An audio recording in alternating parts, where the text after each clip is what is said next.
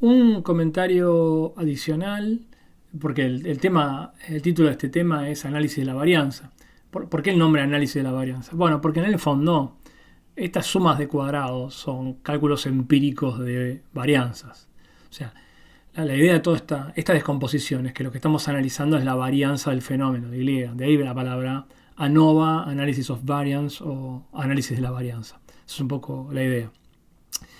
Lo que vamos a ver ahora es cómo se llega al estadístico F con el que se mide la bondad de ajuste del modelo. Entonces, y algunos conceptos importantes como el de grado de libertad. Voy a ver cómo puedo explicar esta idea. Entonces, recordemos un segundo, habíamos llegado a la conclusión que la variabilidad total se podía descomponer en la variabilidad de la regresión y la variabilidad de los residuos. Y como todas estas cosas son positivas y la aditividad vale, deberíamos estar convencidos ya que una regresión muy buena tiene que hacer esto muy chiquitito, ergo tiene que hacer esto muy parecido a esto. Ahora, la pregunta que hay es, ok, esta es la variabilidad total que yo tengo que explicar, perfecto, pero pensemos un segundito, ¿cómo se construye esta medida de variabilidad total? Bueno, y acá está toda la gracia de empezar un curso de estadística o de machine learning mirando un modelo lineal, porque acá está toda la vista, digamos, ¿no? Está todo bien desnudo. Bueno, se construye con n cosas, está clarísimo. O sea, esta variabilidad total no está escalada, no está estandarizada, está en términos de la cantidad de información que existe. O sea, quiero decir, esta suma de cuadrados depende completamente del n. N más grandes a un mismo fenómeno van a tener una medida más grande. Y uno ya sabe a esta altura, cualquiera que haya cursado una carrera cuantitativa, haya visto estadística, se da cuenta que en general a la estadística le gusta estandarizar las cosas. No le gusta sacarse un poquitito de encima el efecto tamaño trivial que las cosas tienen. Porque en general la característica de la estadística es que trata de medir con una vara objetiva. Es difícil medir con una vara objetiva algo que depende de un parámetro tan básico como la cantidad de información. Entonces, claro que no vamos a trabajar directamente con estas entidades, sino que las vamos a tener que estandarizar de alguna manera. Y la forma de estandarizar la variabilidad total, la de los residuos o la variabilidad de la regresión, es naturalmente por el factor fundamental de escala del cual dependen. Y ese factor de escala del que dependen se lo llaman grados de libertad. ¿Qué corno es esto, los grados de libertad? A ver, hay muchas maneras de ver esto. Por supuesto hay una manera matemática que generalmente es la más difícil de entender. Vamos a ver si la pueden tratar de introducir desde el punto de vista un poco más conceptual, más práctico. A ver, esta suma de cuadrados es una suma del cuadrado de cosas que si no fuera porque está esta I raya acá, básicamente sería el cuadrado de las observaciones. Pero bueno, obviamente no es el cuadrado de las observaciones porque cada observación restada por su promedio. Esto de restarle el promedio de las observaciones, como este promedio en el fondo es el promedio de todas estas observaciones, le quita libertad, y el término creo que está bien utilizado, a cuánto esta suma de n cuadrados puede dar. O sea, quiero decir esto. Esta suma de n cuadrados, si yo no le restara la media, debería esperar que fuera más grande, porque en realidad tiene n posibilidades de tomar cada elemento valores distintos, y esta suma de n elementos al cuadrado puede dar cualquier cosa. El hecho de ya restarle la media le quita un poquitito, le quita un elemento de libertad a esta suma de cuadrados. Ya no pueden tomar absolutamente cualquier cosa. Y por eso se piensa que esta suma de cuadrados totales en realidad tiene n-1 grados de libertad, porque hay un grado de libertad que se pierde en el cálculo de la media muestral. Uno también puede pensar diciendo que si yo te pongo n-1 elementos de estos, el n-ésimo te lo puedo deducir.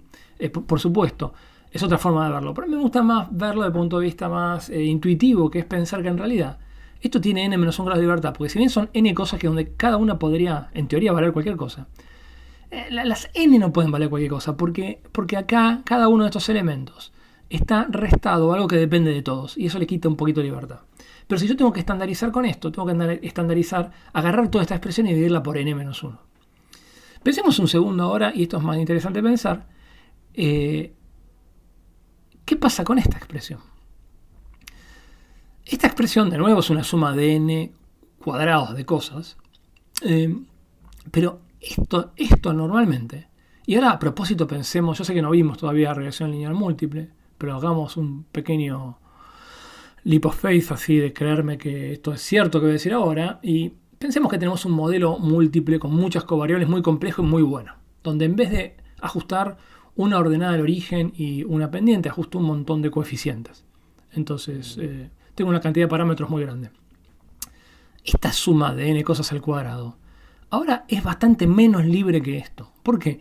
Porque en vez de restar una media general, que es un único cálculo calculado con todos estos, y es un único cálculo que hice, esto que estoy restando a cada uno de estos elementos tiene muchas más chances de moverse acompañando a cada valor de y. O sea, esto que le resto acá se mueve una única vez a tomar un único valor. O sea, de hecho, fíjense, no depende del subíndice i, para ajustar un poquito globalmente a todos. Esto no, esto depende de i. Y esto se va, cada elemento, moviendo para ajustar y acercarse lo más que pueda a y sub i, conforme lo que el modelo le dice. Pero un modelo evaluado con ¿cuántos parámetros? Bueno, en un modelo lineal múltiple con p parámetros. En este modelo, que tenemos un beta 0 y un beta 1, ¿con cuántos parámetros? Y con 2 parámetros. Así que no es loco pensar que en general los grados de libertad de esto sea n menos p. Así como esto es n menos 1, si yo uso p regresores para explicar y, es bastante obvio que esto tiene menos libertad para moverse, tanto como los p elementos que están introducidos acá adentro, que están haciendo que este valor se acerque bastante a este valor de y observado. Y eso hace que si yo quiero estandarizar por esto, no está bien que le reste n, ni que le reste n menos 1. Le tengo que restar n menos p, porque en el fondo tengo que contemplar que hubo p elementos acá que se ajustaron para que esto se parezca lo más que pueda a esto. A ver, y otra manera de verlo. Si yo divido por esto, lo termino estandarizando, o sea, dividiendo por n menos p, estoy pensando, al dividir por algo que es más chico, que esto puede haber crecido menos naturalmente. Otra forma de pensar esto es... vamos a quedar con esta idea, después la vamos a repensar de otra manera. Y ahora podemos pensar en tercer término, ¿qué pasa con los grados de libertad de esto? Esto es un poco más indirecto de ver, porque ahora sí que no están los y solitos, sino que están dos cosas que dependen directamente del ajuste de los datos, pero podemos pensarlo por la descomposición esta. La verdad que si esto tiene n-1 grados de libertad y esto tiene n-2, y como estas cosas, hay una relación de identidad que se cumple, no parece loco que esto tenga 1 grado de libertad, que es muy poquito la libertad que tiene. Y es bastante razonable pensarlo así. Pero después vamos a darle otra vuelta de tuerca a esto. Quedémonos ahora con esta explicación.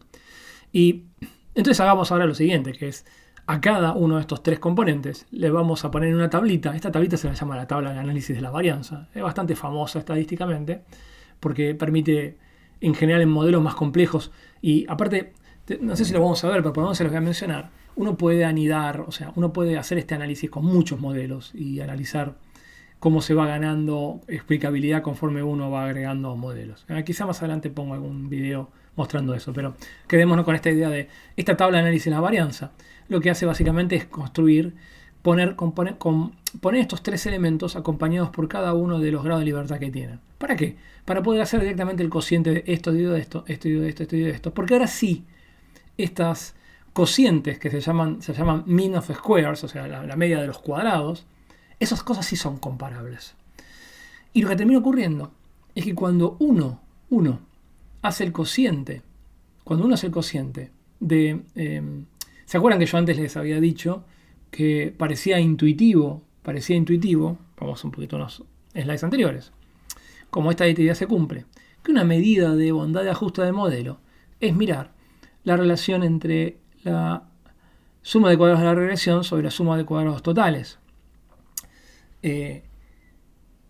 Ahora estamos perfeccionando un poquitito esa idea en el fondo, porque en vez de mirar directamente estas expresiones, las vamos a mirar estandarizadas por los grados de libertad que tienen.